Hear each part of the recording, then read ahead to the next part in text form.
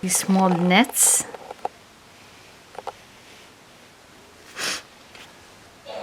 Yeah, that gets translated into this. My name is Fatima Abbadi. I'm a photographer, embroiderer, and Orientalist researcher. I began embroidering when I was young, stitching alongside with my mother and sisters. At first, it was simply a joyful gathering with coffee, chit-chats, neighbors coming in and out. Our hands were always busy with threads. Embroidery was just something we did together. Over time, it moved towards Palestinian embroidery because it was part of my culture and heritage.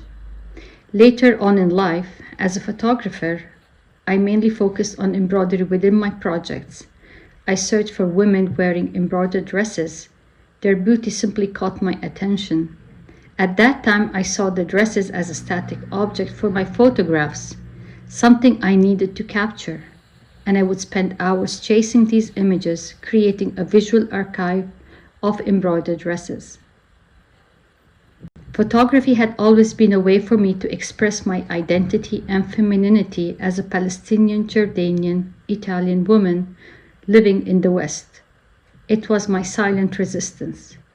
But when embroidery entered my artistic language, it transformed everything. It added color to it, literally and metaphorically. Through embroidery, I learned about my heritage in a deeper sense. Dresses that once felt static became alive. I studied their motifs and patterns, discovering their meanings, their stories, and their symbolism. I learned how cultural preservation and safeguarding is important. I wanted this tradition to survive, to be a torch for future generations.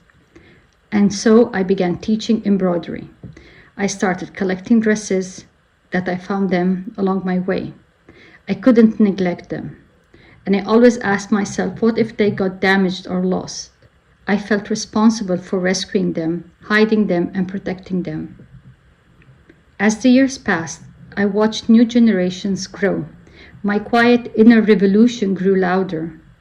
Teaching embroidery turned my personal resistance into a collective one.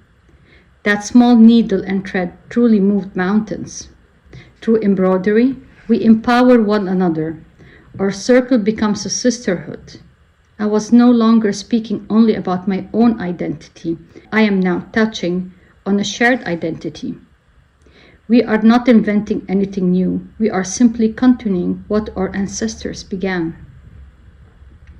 These dresses are testimonies. They speak in the voices of our grandmothers, soft yet strong. If they were not powerful, they would not have survived to this day. Their message is simple. We are here. Identity plays an essential role in resistance and empowerment. It anchors us.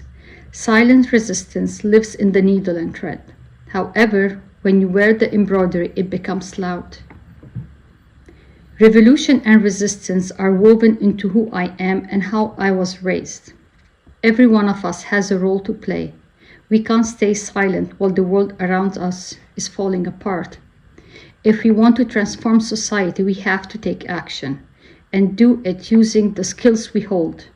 My camera and my needle are the tools I'm using in the fight for the change.